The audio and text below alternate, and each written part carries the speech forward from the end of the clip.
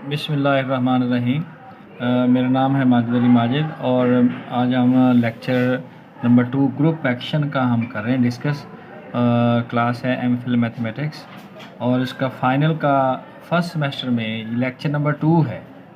तो उसमें कुछ डेफिनेशंस हैं और कुछ कंसेप्ट्स हैं, इस लिहाज से ये लेक्चर जो है वो बड़ा हेल्पफुल है और इसमें इम्पोर्टेंट सारी डेफिनेशन जो है हम डिस्कस करेंगे।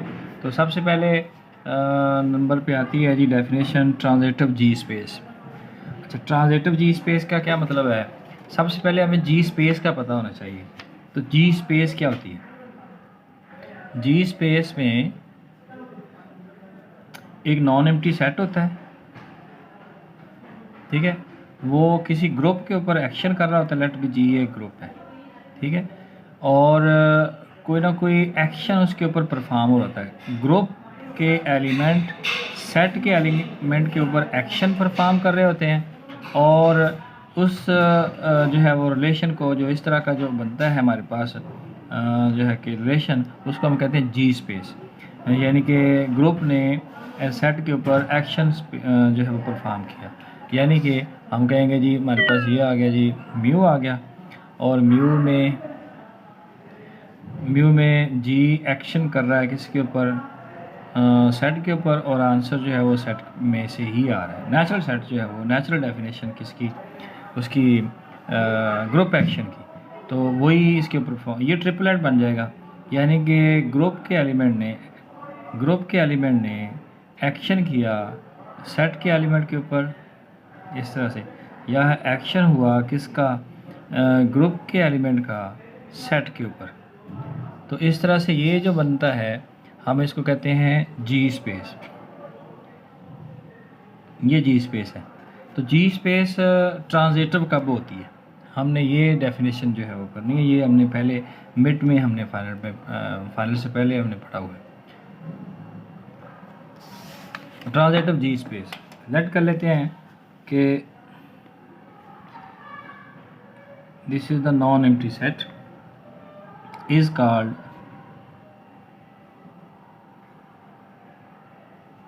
Transitive G space.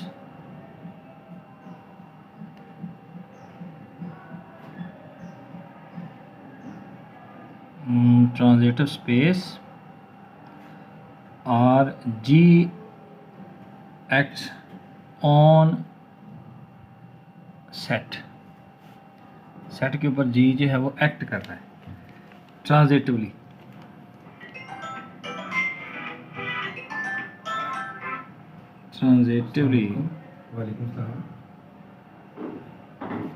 if for any alpha beta belong to set, there exists g from the g। यानी कि ग्रुप के एलिमेंट का कोई भी एलिमेंट एग्जिस्ट कर रहा होगा इस तरह से कि जब भी वो किसी सेट के एलिमेंट के ऊपर एक्ट करेगा तो ज़ाहिर सी बात है कुछ ना कुछ तो इसका सोल्यूशन निकलेगा, बीटा। तो बीटा जो है हम उसको कहते हैं कि ये वाला कोई ना कोई आंसर अगर दे, ग्रुप के किसी भी एलिमेंट के ऊपर अल्फ़ा को एक्ट करवाएं या अल्फ़ा के ऊपर एक्ट करवाएं, तो उसका कोई ना कोई सोल्यूशन निकलना चाहिए। और जो सोल्यूशन निकले अगर वो ऐसे हो कि वो भी सेट का मेंबर हो, उसी सेट का मेंबर हो, तो ज़ाहिर सी बात है वो अगर वो एक्शन डिफाइन हुआ है तो ये आंसर तो उसी में से आना है। तो कोई ना कोई आंसर आना चाहिए और हम इसको कहते हैं कि ये ट्रांजिटिवली जी स्पेस हो गया, ठीक है। तो ये इसका एक्शन डिफाइन कर देते हैं, ग्रुप का एक्शन किसके ऊपर? सेट के ऊपर, और आंसर जो है वो एक सेट आएगा। तो इसको कहते हैं जी ट्रांजिटिवली जी स्पेस। ट्रांजिटिवली जी स्पेस का मतलब ये है कि ग्रुप के एलिमेंट का एक्शन करवाएं किसके ऊपर? सेट के एलिमेंट के ऊपर, और जो आंसर आएगा वो भी सेट के एलिमेंट का होगा। तो इसको हम कहते हैं कि ये जी ट्रांजिटिवली जी स्पेस हो गया। तो इसके बाद है ऑर्बिट की डेफिनेशन। ऑर्बिट्स क्या होते हैं? अगर हम ऐसा करें कि हमारे पास एलिमेंट हो जी, हम इसको कहते हैं G alpha of G, alpha of G यानी कि जी के तमाम एलिमेंट्स अल्फ़ा के ऊपर एक्ट करवाएंगे। यहाँ पे हमने ट्रांजिटिवली जी स्पेस में हमने किसी एक का एक्शन जो है वो इसके ऊपर करवाया, तो जी के सारे एलिमेंट इसके ऊपर एक्ट करेंगे और आंसर ज़ाहिर सी बात है कोई ना कोई आते जाएंगे, और उनको हम क्या करेंगे कि जो है कि अगर अल्फ़ा के ऊपर एक्ट करवाया G1 तो कोई ना कोई आंसर आया, वो इधर लिख दिया, और अल्फ़ा के ऊपर एक्ट करवाया G2 तो फिर कोई ना कोई आंसर आया, अल्फ़ा के ऊपर एक्ट करवाया G3 तो फिर कोई आंसर आया। इसी तरह से हम इसके ऊपर एक्ट करवाते जाएंगे for all G belong to group, Gn लिख दिया मैंने, ठीक है। तो ये सारे के सारे एलिमेंट जो हैं वो कहलाएंगे जी ऑर्बिट्स। अल्फ़ा के ऑर्बिट्स, एक एलिमेंट के ऑर्बिट, ग्रुप के तमाम एलिमेंट ने एक ही एलिमेंट के ऊपर बार बार एक्ट किया, जो आंसर आते गए हम उसको एक सेट में लिखते गए, तो वो बन गया जी हमारा ऑर्बिट। ऑर्बिट असल में ट्रांजिटिवली जी पे हमने एक के ऊपर चेक किया, ये हमने सब के ऊपर चेक किया, तो इसको कहते हैं जी, तो इसलिए हम कहते हैं कि जी अल्फ़ा जो है कि ऑर्बिट क्या होते हैं, ऑर्बिट्स अल्फ़ा ऑफ जी ये ऑर्बिट होगा कि for all G belong to G. तो ये हम इसको कहते हैं जी डेफिनेशन में कि ये हमारे पास क्या बन जाएगा ऑर्बिट्स, ठीक है। ऑर्बिट जो है वो हम तमाम एलिमेंट के ऊपर एक्शन करवाते जाएंगे, कोई ना कोई आंसर तो आता ही जाएगा, तो जो जो आंसर आते जाएंगे हम उसको लिखते जाएंगे। हाँ, ये बात आप जहन में रखें कि जब रेपिटिशन होगी तो वो रिपीट हम सेट में नहीं लिखते, अलाउ ही नहीं हमें, तो हम रिपीट को नहीं लिखेंगे, जो नए आंसर आएंगे जो पहले एग्जिस्ट नहीं कर रहे हमारे सेट के अंदर हम उसको लिखते जाएंगे, ठीक है। तो आसान सी बात है कि ऑर्बिट अगर फाइंड करना है तो जी ग्रुप के ऑर्बिट यहाँ पे अल्फ़ा का फाइंड हुआ है। ज़ाहिर सी बात है कि अगर सेट में 3 एलिमेंट पड़े हुए हैं तो तीनों के अलग अलग ऑर्बिट्स होंगे, ए अल्फ़ा के अलग से होंगे, बीटा के अलग से होंगे और गैमा के अलग से होंगे। इस तरह से कोई और थीटा साई कोई और एलिमेंट पड़े हुए हैं तो हर किसी के ऑर्बिट्स अपने होंगे। तो जो है कि हम हाँ इनकी तादाद के बारे में हमें पता है कि अल्फ़ा के ऑर्बिट कितने आएंगे, बीटा के ऑर्बिट कितने आएंगे, गैमा के ऑर्बिट कितने आएंगे, और जो है कि हम इसके आपने पढ़ा होगा लैग्रेंज थ्योरम, वो लैग्रेंज थ्योरम इसको जस्टिफाई करता है कि अल्फ़ा के जो ऑर्बिट हैं उनके तादाद जो है जितनी भी आएगी वो जिस ग्रुप के एलिमेंट है ना उसकी तादाद को डिवाइड कर रहा होगा, यानी कि इंडेक्स जो है वो हमारे पास नया आएगा होल नंबर या इंटीजर में से। अगर ऑर्बिट्स जो हैं वो अल्फ़ा के हम जितने निकाले 5 आए तो 5 जो है वो ग्रुप के तादाद या ग्रुप के एलिमेंट्स की जितनी तादाद बनती है उस 5 उसको डिवाइड करें। ज़ाहिर सी बात है ग्रुप के एलिमेंट 10 होंगे तो 5 10 को डिवाइड कर रहा है, या ग्रुप के एलिमेंट 15 होंगे तो 5 डिवाइड करेगा, ग्रुप के एलिमेंट 20 होंगे तो 5 डिवाइड करेगा। तो ग्रुप के एलिमेंट जो है वो जितने भी होंगे ऑर्बिट्स की तादाद अल्फ़ा की ऑर्बिट्स की तादाद उस नंबर को डिवाइड कर रही होगी। इसी तरह से हम नई एक टर्म पढ़ेंगे स्प्लेजर, तो स्प्लेजर में देखते हैं क्या है।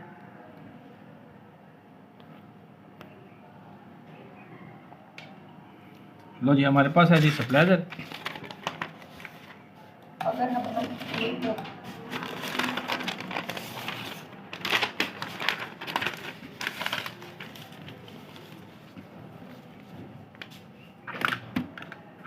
स्टेबलाइजर बड़ी इंपॉर्टेंट डेफिनेशन है। स्टेबलाइजर ये भी स्टेबलाइजर ऑफ एन एलिमेंट,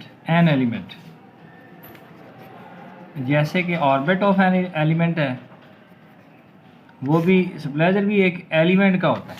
हम यहाँ पे लिख देते हैं stabiliser of orbit of an element, orbit of an element. ਤੁਹਾਡੇ ਲੈਕਚਰ 10 ਮਿੰਟ ਉੱਤੇ ਹੋ ਗਏ medical wise. Stabiliser of an element, एक एलिमेंट का स्प्लेजर कैसे फाइंड करते हैं, तो हमें पता होना चाहिए कि स्प्लेजर होता क्या है, फिर फाइंड भी हो जाएगा।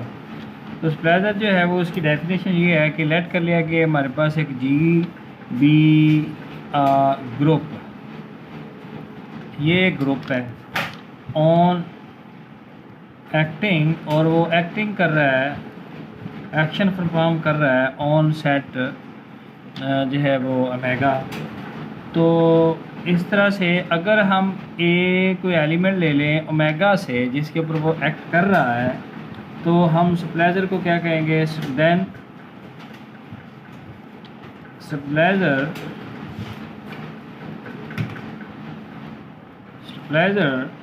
ऑफ अल्फा इज डिफाइंड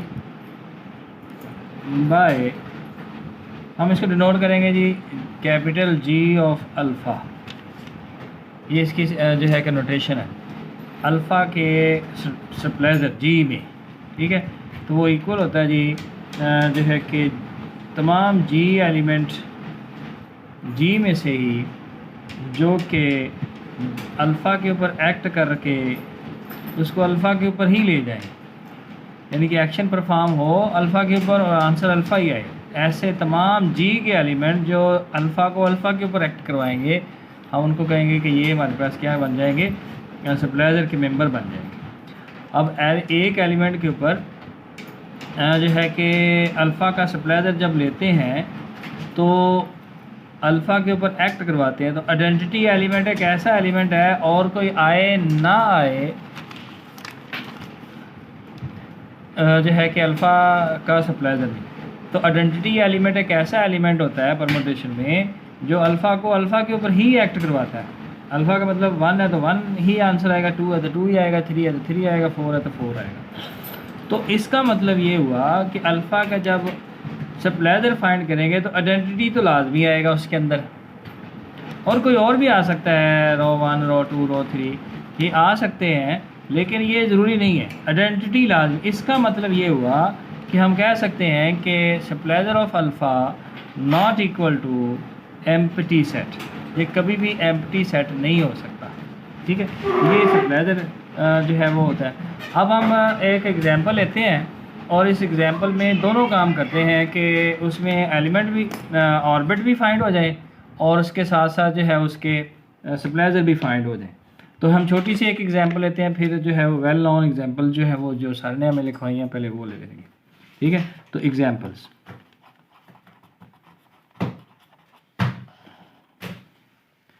तो एग्जांपल्स में हमारे पास जो है वो एक सेट है, लेट कर लेते हैं कि एक सेट है जो है जिसका नाम हम ओमेगा ही रख लेते हैं, और उसके अंदर एलिमेंट है 1 2 और 3, ठीक है।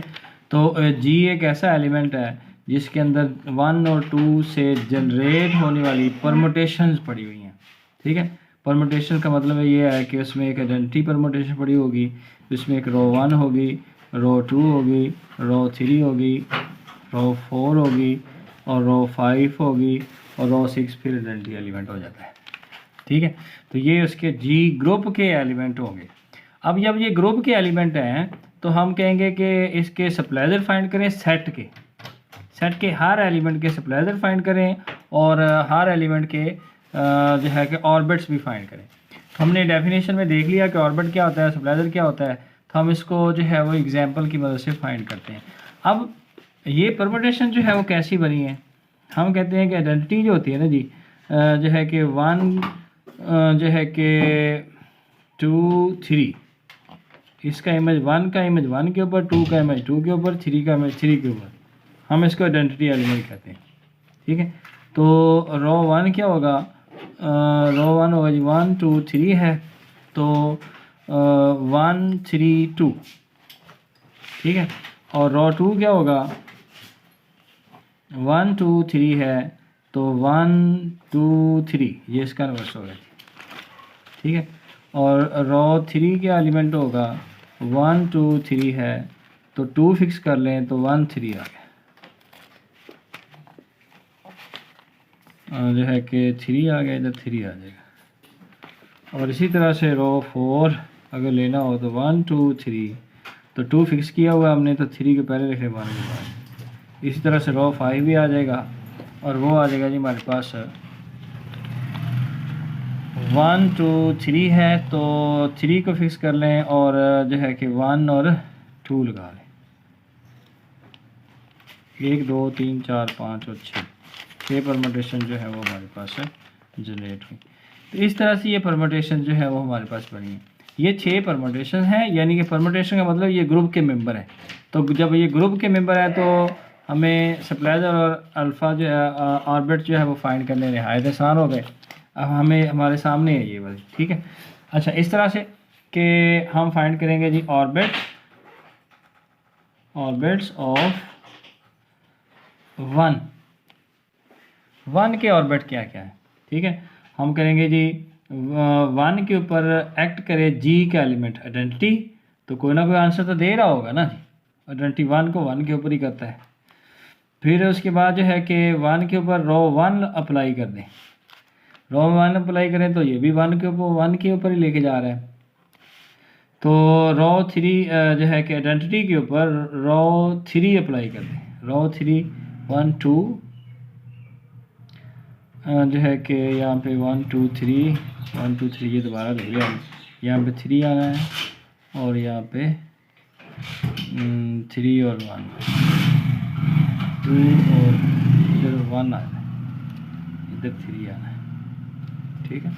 ये हमारे पास है ना, पहले पड़ी हुई 1 2 3 तो पहले पड़ी हुई थी।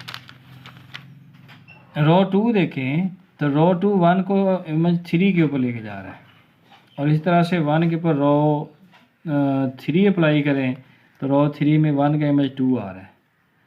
तो 1 भी आ गया, 2 भी आ गया, 3 आ गया। अब सारे रिपीट ही होंगे, तो रेपिटेशन होगा 1 2 और 3। ये इसके आ गया ऑर्बिट, 1 के ऑर्बिट आ गए 1 2 3, ठीक है। और इसके बाद जो है कि सप्लाई हम फाइंड करने जा रहे हैं, ये हम इधर ही रख लेते हैं, इधर ही ऑर्बिट ऑफ 2, ठीक है। तो 2 का आइडेंटिटी अप्लाई करें तो कोई ना कोई आंसर आएगा। 2 के ऊपर रो 1 अप्लाई करें, 2 के ऊपर रो 3 अप्लाई करें, 2 के ऊपर रो 4 अप्लाई करें और 2 के ऊपर रो 5 अप्लाई करें, तो उसके बाद आइडेंटिटी आ जाएगा 1 2 3 4 5 और छठा है जी 1 2 2 रह गया ना, रो 2 अप्लाई किया। आइडेंटिटी ने 2 ही देना है, ठीक है। तो रो 1 ने क्या दिया होगा, 2 का इमेज 3 पे आया, ठीक है। तो रो 3 ने क्या दिया है, 2 का इमेज 1 आया है। ये देखें यहाँ पे 2 का इमेज जो है वो क्या आया है, 2 का इमेज 1 आया है, ठीक है। तो रो 3 में, रो 4 में देखें तो 2 का इमेज क्या है, 3 आ गया। इसी तरह रो 5 में देखें तो 2 का इमेज 1 आ गया। रो 2 में देखें तो 2 का इमेज 2 आ गया। तो इसके आंसर आ गए, हमने यहाँ पे लिख दिया 1 भी आया इसका आंसर, 2 भी आया, 3 भी आया, 1 2 और 3। हम आगे जाके एक थ्योरम पढ़ेंगे, थ्योरम का लिंक जो है वो मैं आपको डिस्क्रिप्शन में डाल रहा हूँ, वो भी आप देख लीजिएगा कि जब किसी एलिमेंट के ऑर्बिट निकालते हैं और वो सेट इटसेल्फ आ जाए, ये जो है वो इटसेल्फ आ गया ना 1 2 3, और जो है कि पहले के हमने निकाले तो उसके भी 1 2 3, तीसरे का भी अगर ऑर्बिट निकालें ऑर्बिट ऑफ 3 का भी 1 2 3 ही आ गया, यानी कि इसका मतलब ये है कि हम फाइंड करेंगे ऑर्बिट ऑफ 3, और अगर ऐसा हुआ कि 1 2 और 3 ही इसका आंसर आया तो हम कहेंगे ये जो ऑर्बिट है ना वो सेट इटसेल्फ दे रहा है हर एलिमेंट के ऊपर, तो ये जो एक्शन डिफाइन है वो जी ट्रांजिटिव है, ट्रांजिटिवली जी स्पेस हो गया। तो ट्रांजिटिवली जी स्पेस के लिए जब किसी एलिमेंट के ऑर्बिट निकालते हैं तो उसका सेट इटसेल्फ आंसर आता है। तो एक और बात है कि थ्योरम ही है कि अगर एक सेट का इटसेल्फ आ जाए तो हर एलिमेंट का इटसेल्फ ही आएगा, तो ये भी एक थ्योरम है। तो अभी देख रहे हैं कि 3 का क्या आता है। 3 के ऊपर आइडेंटिटी अप्लाई करें, 3 के ऊपर रो 1 अप्लाई करें और 3 के ऊपर रो 2 अप्लाई करें, 3 के ऊपर रो 3 अप्लाई करें, 3 के ऊपर रो 4 अप्लाई करें, 3 के ऊपर रो 5 अप्लाई करें, तो आंसर जो है वो जो भी आते जाएंगे सेट के अंदर। तो 3 ने 3 देना है आइडेंटिटी ने, तो रो 1 ने क्या दिया है, यहाँ पे देखें 3 के ऊपर 2 आया, ठीक है। 2 में क्या दिया, 3 ने इमेज क्या दिया है 1, तो 1 आ गया। रो 3 में देखा तो 3 ने इमेज 3 ही दिया है, और रो 4 में देखा तो 3 का इमेज क्या बना है 1, तो रो 5 में देखा तो 3 का इमेज क्या है 2, तो इसमें लिखा 1 2 और 3, तो तीनों एलिमेंट के हमने जो है वो स्प्लेजर फाइंड की, ऑर्बिट फाइंड किए, तो आंसर इटसेल्फ आ गया। यानी कि जो भी हमारे पास सेट था मेगा वो खुद ही आ रहा है हर किसी में। जब खुद ही आए तो वो हमारे पास जो एक्शन होता है वो क्या होता है, ट्रांजिटिव होता है, ट्रांजिटिव जी स्पेस हो जाता है। तो यहाँ तक हमने एग्जांपल की है किसकी, ऑर्बिट फाइंड करने की। अब एक और एग्जांपल, इसी एग्जांपल में स्प्लेजर फाइंड करते हैं, स्टेबलाइजर। जो स्प्लेजर फाइंड करते हैं वो कैसे करते हैं, ठीक है। स्प्लेजर क्या होता है कि किसी एलिमेंट का जो है कि ऊपर एक्ट करवाता है और वो उसी को उसी के ऊपर लेके जाता है। ऑर्बिट में जिस 3 का आंसर 3 भी आया, 2 भी आया, 1 भी आया, 3 का 3 भी आया, 3 का 1 भी आया, 3 का 4, यानी कि जो भी आ सकता है। लेकिन स्प्लेजर वो होगा जी का मेंबर जो उसी को उसी के ऊपर रखे, तो स्प्लेजर बन जाता है। तो ये हमारे पास स्प्लेजर जो है वो क्या होगा, स्प्लेजर ऑफ 1, ठीक है। हम 1 के ऊपर आइडेंटिटी अप्लाई जब करते हैं तो हमें जो आंसर मिलता है, 1 के ऊपर जब आइडेंटिटी अप्लाई करते हैं तो आंसर क्या मिलता है 1, और 1 के ऊपर और क्या अप्लाई करें कि हमें आंसर 1 ही मिले। तो अगर मैं देखें यहाँ से रो 1 में देखें तो रो 1 को 1 के ऊपर अप्लाई कर रहा है और कोई नहीं है, तो रो 1 जब अप्लाई करते हैं तो आंसर 1 आता है। तो स्प्लेजर क्या बना है, एक ई चला गया इसके अंदर और एक रो 1 चला गया। ऑर्बिट में क्या किया था, जो आंसर आए थे वो गए थे सेट के अंदर, तो यहाँ पे जो इसको 1 के ऊपर 1 लेके जा रहे हैं वही इसके आंसर बन रहे हैं, ठीक है। तो ये ग्रुप के मेंबर होते हैं, ये ऑलवेज सब सेट होता है ग्रुप का। स्प्लेजर जो है वो ग्रुप का सब जो है वो सब सेट होता है हमेशा, या इक्वल भी हो सकता है। इसी तरह से हम स्प्लेजर जो है वो 2 के भी फाइंड कर लेते हैं। तो जब हम 2 के ऊपर आइडेंटिटी लगाते हैं तो आंसर 2 आता है, आइडेंटिटी तो आएगा ही आएगा। और उसके बाद कौन सा, यहाँ पे देखें परमुटेशन में जो 2 को 2 के ऊपर लेके जा रहा हूँ, तो 2 को 2 के ऊपर रो 2 के ऊपर रो 2 जब अप्लाई करते हैं तो 2 आता है, तो ये आ गया। तो इस तरह से हमने जो है वो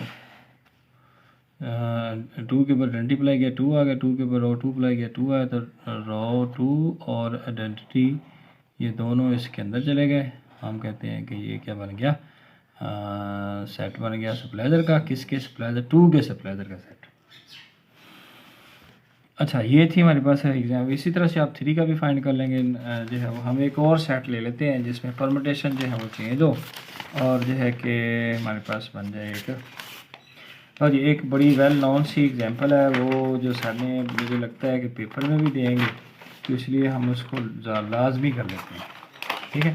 ये एग्जांपल लास्ट में बड़ी इम्पोर्टेंट है, वो आप देखिएगा कि हमारे पास एक सेट है जी, ठीक है। वो सेट क्या कहता है कि उसने कहा जी एस हमारे पास कोई सेट है और S4 एस ही कह लें, उसके अंदर मेंबर हैं 1 2 3 और 4, ठीक है। तो इससे एक परमुटेशन बनेगी जिसको हम S4 कहेंगे। S4 में कौन कौन से मेंबर होंगे, 4 का फैक्टोरियल लें तो 24, तो इसके अंदर 24 एलिमेंट पड़े हुए हैं। आइडेंटिटी पड़ा हुआ है, रो 1 पड़ा हुआ है, रो 2 पड़ा हुआ है, रो 3 पड़ा हुआ है, इस तरह से रो 23 पड़ा हुआ है, ठीक है। तो ये मेंबर हैं S4 के यहाँ पे। तो 24 बनना है ना, E1 रो 1 रो 2 रो 3, ये इसके अंदर मेंबर पड़े हुए हैं, तो ये मेंबर हैं। अब ये वाली परमुटेशन जो है वो जनरेट कैसे हुई हैं, एक दो कर लेते हैं, बाकी आप जो है वो प्रैक्टिस के ऊपर कीजिएगा। 1 2 3 और 4 आइडेंटिटी जो होती है 1 को 1 के ऊपर, 2 के 2 के ऊपर, 3 के 3 के ऊपर, 4 के 4 के ऊपर, और इसके बाद रो 1 1 2 3 और 4, 1 को 1 पे रखें, 2 को 2 पे रखें, 3 का 4 बना दे, 4 का 3 बना दे। ठीक है, तो हम इसको लिखते हैं जो है कि 3 4 3 4 के ऊपर 4 जो है कि 3 4 के ऊपर, 4 3 के ऊपर।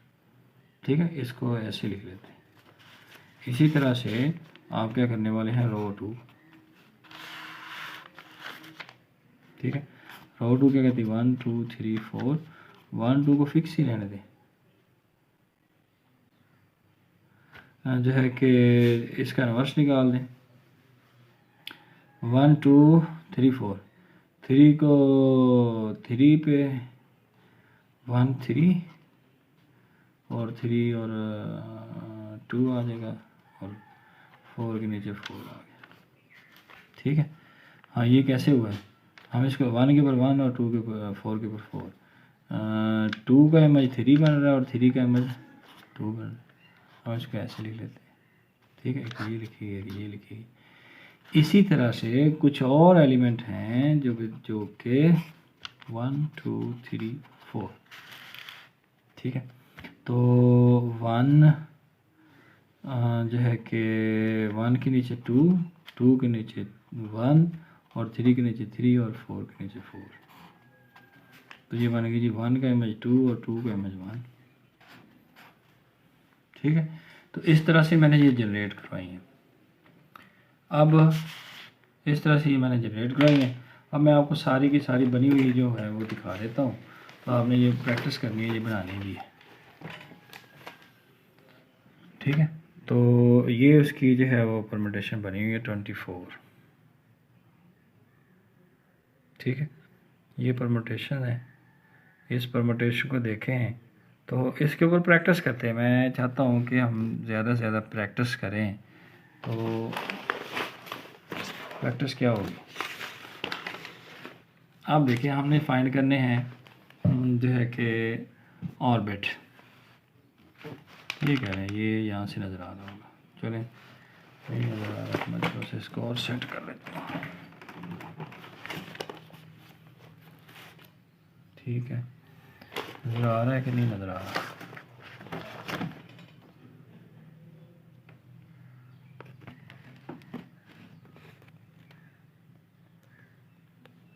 चलें अब नज़र आ रहा होगा। अब सही है, ये सारे का सारा एक सेट है। ठीक है, इसमें 24S4 की परमुटेशन पड़ी हुई है। अब देखें जो है कि हमारा ऑर्बिट क्या होगा, हम फाइंड करते हैं जी ऑर्बिट, यहीं से हम ले लेते हैं ऑर्बिट ऑफ 1 कह लेते हैं। ठीक है, 1 का ऑर्बिट। अब देखिए आइडेंटिटी में 1 का इमेज क्या होता है, 1। ठीक है, यहाँ तक क्लियर होगी बात। यहाँ पे देखें 1 का इमेज क्या बना है, 2, तो ये 2 आ गया। इसमें देखें 1 का इमेज क्या बना है, 3 आ गया। 1 का इमेज क्या बना है, 4, ये आ गया। इसके ऊपर 1 का इमेज 1 नहीं है। ठीक है, और इसमें जो है कि 1 का इमेज 1 नहीं है, 1 का इमेज 1 नहीं है, जो एब्सेंट होगा ना उसका इमेज वही होता है। 1 का इमेज 2 है और 2 का इमेज 2 है, इस सारे का क्या बनेगा, 1 के नीचे 2 है और 2 के नीचे 2 है इसमें। ठीक है, ये भी नहीं आएगा। 1 का इमेज 3 और फिर 3 के नीचे 3, ये भी सारे आ गए। तो हमारे पास यही इटसेल्फ आ जाएगा, बाकी रेपिटेशन होती जाएगी बार बार, तो रेपिटेशन तो हम नहीं लिखेंगे ना। इसी तरह से हम दोबारा से देखते हैं ऑर्बिट ऑफ 2, लो जी 2 का देखते हैं तो फिर ज़्यादा आसान समझ आएगा। तो आइडेंटिटी में 2 तो 2 ही के ऊपर आएगा ना, आइडेंटिटी में 2 के ऊपर 2 ही आएगा, तो यहाँ पे 2 का इमेज 1 बन रहा है, 2 का इमेज 1 बन रहा है, तो 2 का इमेज 1 भी आ गया, 2 का इमेज मैंने 1 लिख दिया। तो यहाँ पे 2 है ही नहीं है, 1 का इमेज 4 है और 4 का इमेज 1 है, और 2 का इमेज 2 ही है और 3 का इमेज 3 है। इसमें 2 का इमेज 2 ही है, तो इसमें 2 तो हमने पहले ही लिख लिया। फिर आगे चले, 2 का इमेज 3 है, तो 3 हमने नहीं लिखा, 3 बन गया। तो 2 का इमेज 4 है, तो 2 का इमेज 4 लिखा, तो इट सेल्फ बन गया है। इसके बाद तो रेपिटेशन ही होती है, तो ऑर्बिट आ गया। अब स्टेबलाइजर, ये मैंने शॉर्ट सी एग्जाम्पल। स्टेबलाइजर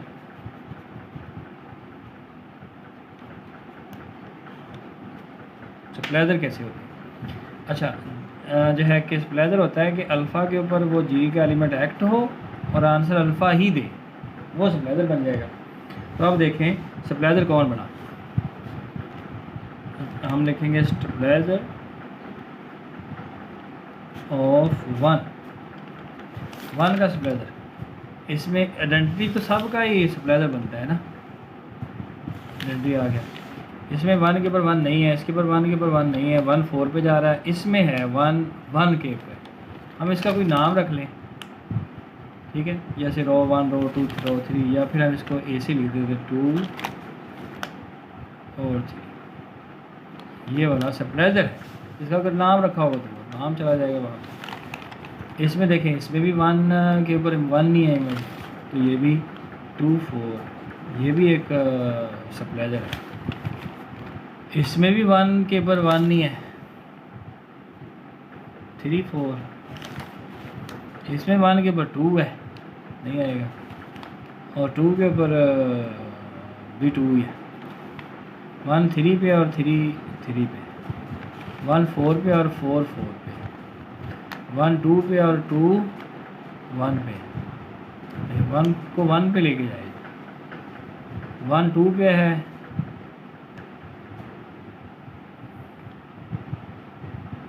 1 4 पे, 1 3 पे, 1 4 पे, इसमें 1 1 पे है, जब मिसिंग होगा 1 2 3 4, 2 3 4, इस तरह से ये भी आ जाएगा। 1 1 पे है, ये वाला 2 4 3, 2 4 3, इसमें 1 1 पे नहीं है, 1 1 पे नहीं है, 1 1 पे नहीं है, 1 1 पे नहीं है, 1 1 पे नहीं है, 1 1 पे नहीं है, बस ये है। अब 1 2 3 4 5 6 जो सेट है ग्रुप, उसमें 24 एलिमेंट पड़े हुए, इस तरह करके ना, तो 24 6 24 को डिवाइड करता है, इसमें 6 एलिमेंट बने ना, 1 2 3 4 5 6, ये 6 जो है वो 24 को डिवाइड करता है। अगर करता है तो हमारा जो स्टेबलाइजर आया है वो ठीक आया, और 6 को डिवाइड करें, 24 को अगर 6 डिवाइड करें तो 6 4 24, तो इस 2 के जो राइट को सेट होंगे 1 के राइट को सेट्स ऑफ 1 आर 4, ये 4 जो इंडेक्स आया है डिवाइड करने के बाद, उस इंडेक्स के बराबर को सेट बन जाएंगे राइट को सेट उस 1 के, ठीक है। तो इस तरह से ये हमने आज एग्जांपल ली है। एक एग्जांपल मैं चाहता था कि और बनाएं, जो सर ने दी है कि ये S4 तो आ गया, इसको हम कहते हैं S4, ये वाला, इससे A4 जनरेट करें, इसी से A4 जनरेट करें, और इसमें फिर आप बताएं जो मेंबर बनेंगे इसके, उसका स्टेबलाइजर कौन है और वो किसका स्टेबलाइजर है, इसका ऑर्बिट क्या है, ये अच्छा। इसमें मेंबर कौन से बनेंगे S4 के? अगर हमारे पास ये S4 है तो A4 का मतलब ये है कि उसके अंदर A4 इवन परम्यूटेशन, इसमें इवन परम्यूटेशन जितनी भी हैं उनको उठाएं और A4 इस सेट में लिख दें, इसको कहेंगे A4 का मतलब है इवन परम्यूटेशन ऑफ S4, ठीक है। इवन परम्यूटेशन का मतलब आइडेंटिटी जो है जो है कि 1 2 1 के बाद 1 2, ये भी ये भी 1 1 के ऊपर 2 2 के ऊपर 3 3 के ऊपर 4 4 के ऊपर। तो 1 2 3 4 मल्टीप्लिकेशन बनी ना, तो इवन हो गया। 1 2 के ऊपर है और ये भी इवन हो गया, एक एक वाला इवन हो गया। 2 3 4 के ऊपर, ठीक है। इसी तरह से 1 3 और 2 4, 1 3 और 2 4 इवन परमुटेशन निकाल लें। इवन परमुटेशन के बाद हमने वही काम करना ऑर्बिट और सप्लाइजर। तो इसके 1 ऑर्बिट निकालने हो तो 1 का आ जाएगा, फिर 1 2 और 1 का 2 आ जाएगा, 3 का 4 आ जाएगा। तो ये सप्लाइजर यहाँ से आप निकाल लेंगे। जो है कि आपने अगर मज़ीद कोई बात पूछनी हो, समझ ना आई हो, तो मैं नंबर यहाँ पे ऐड कर रहा हूँ, वो उसको आप देख लीजिएगा। मुझे कॉल कर दें, मैसेज कर दें। चाहे अगर आपने चैनल को सब्सक्राइब नहीं किया अभी तक तो चैनल को भी सब्सक्राइब करें। वीडियो अच्छी लगे तो लाइक और कमेंट लाजमी कीजिए करेगा। अल्लाह हाफ़िज़।